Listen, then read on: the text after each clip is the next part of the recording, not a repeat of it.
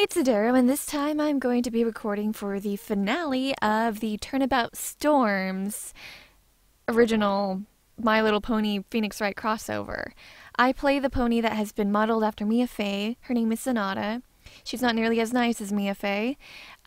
She is, in this case, the victim's accomplice and manager, former manager.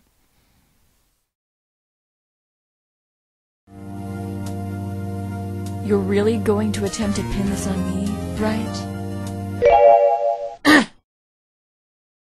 As you know, I've been watching the whole time, and I'm not impressed. Don't ignore Trixie. State your name and occupation for the record. Please be quiet. The grown-ups are speaking.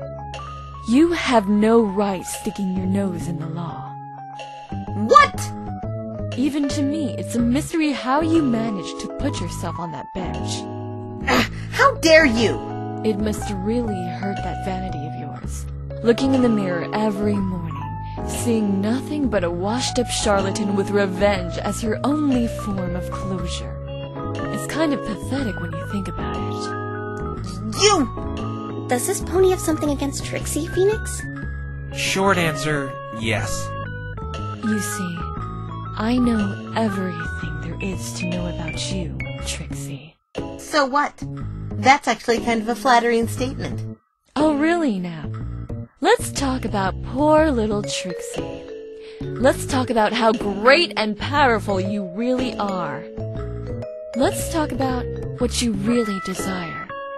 Because unlike everyone else, I know. How did you...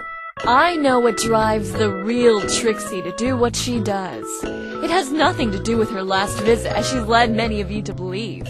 That was just the icing on the cake. The Trixie we see right now is nothing but a helpless phony taking on this egotistical persona to cover up her pitiful insecurities. Her real talent should be pretending. Smoke and mirrors, that's all she is. And I'm not talking about her little magic show. As I said before, it's really pathetic. Oh? Have you finally run out of arrogant lies? And here I am on a completely different day trying to finish up my lines. I probably won't be able to record all of them, but here goes. In a situation like that, you don't really have time to think. I knew I couldn't run. It was hardly even a question. Ace was undeniably faster. And I couldn't teleport. That took too much time and too much concentration. The only thing left to do then was to defend myself. I reached out with my magic and took hold of the nearest object, that disfigured, smoldering remnant of a golf club, and swung it as forcefully as I could. It hit the back of his neck, still hot enough to leave a nasty burn. The club snapped in two and Ace shrugged the whole thing off like it was nothing. When he looked at me then, that last time, he was angry. I dropped the broken pieces of the smoldering golf club and let them fall to the ground, and resorted to the only thing I had left, directing the full force of my magic power in his direction towards one of the exposed parts of the suit. What I had not taken into account was a magic surge which uncontrollably amplifies magic, and it may have let loose more than I had intended. After that, what frightened me most was not Ace and his uncontrollable anger, or even the fear of death, but that the force around me had grown entirely silent. He was lying on the ground. The spell had hurtled him a few feet. I ran away from the clearing as fast as I could. I couldn't use any spells of any kind, not being able to concentrate after what I had just done. I just ran away in complete darkness. When I realized he wasn't following me, I had to see what had happened. About 10 minutes after the whole ordeal, I cautiously went back to the clearing, and though it was dark, I saw the silhouette of his body lying there, lifeless. It didn't take me long to realize he was dead.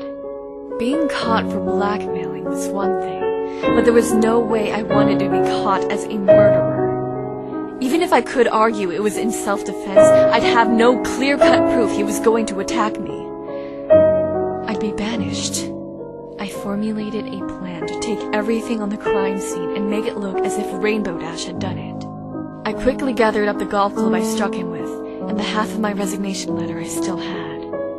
After I was all done, I went back into the forest, trying to calm down and prepare a teleportation back to my hotel room. But, as you all know now, while I prepared that teleportation, that child bumped into me, and, just as Trixie said, it was enough to corrupt my destination. Both Applebloom and I ended up a little ways from the forest entrance near Fluttershy's cottage. I was completely vulnerable. I couldn't use magic after that jump, so I just grabbed the stick and ran. I took a shortcut through the park. My heart was beating a mile a minute, and I wasn't really watching where I was going. I tripped on the bridge and dropped that stick in the lake. Since I was unable to use magic, I couldn't retrieve it, so I just left it down there. Once I got to my hotel, I tried to convince myself that I didn't do it. That's actually the reason I hadn't reported you earlier, Mr. Wright. Why?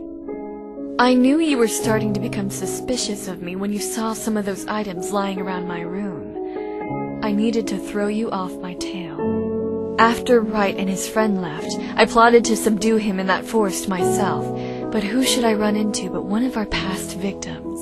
Instead of taking the evidence back myself as I had planned, I made it so he would take the fall for me and redirect Wright's suspicion even if all the evidence was out. And it was just more serendipity you and the child acted as corroborating witnesses on the scene to Cruz's attack, Twilight, when I was just planning on the pink one to catch him.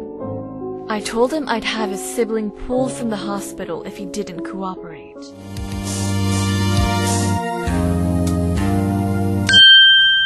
You know as well as I do that it's not over. You're worried, aren't you? Seek out the truth and everything will work out fine. You'll see. Mr. Wright,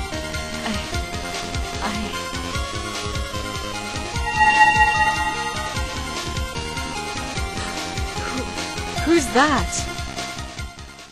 At 8:50, the lightning bolt struck. The metal handle acted as a makeshift lightning rod in his mouth, pumping all that electricity directly into his body. It didn't need any accuracy to hit him, and made no sound since he was hit in midair. Mr. Wright, I don't know what to say. Never in my life has anyone ever done something like this for me. I can't believe I was so wrong. So very wrong. You weren't wrong. That note was proof that you wanted to do the right thing in the end. Not about that. I overlooked such a minuscule detail and thought I had done it. It's ironic I tried to convince myself I hadn't done it when I really didn't do it.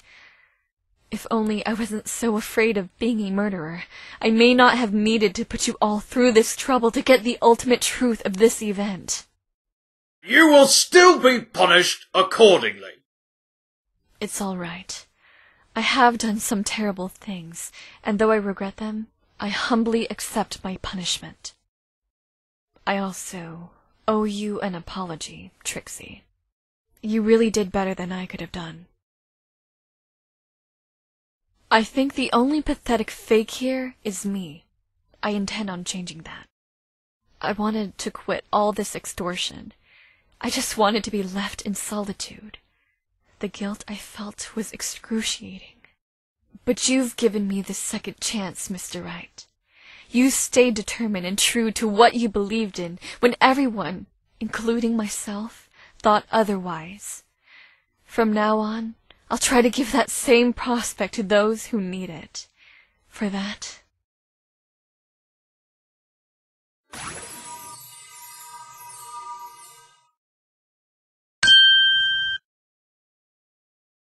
thank you, Phoenix. Come to see me one last time? I do appreciate it. It does get quite lonely in here. You know, there's something I've been meaning to tell you. I didn't want to say anything before because I thought I was just going crazy, but during the final chapter of the trial, That last moment we had solved everything. I could have sworn I saw someone next to you. But the strange thing is, it looked like... Ah! Out of my way, sister! My turn! You haven't told me your name yet. May I ask what it is? My name? My name is...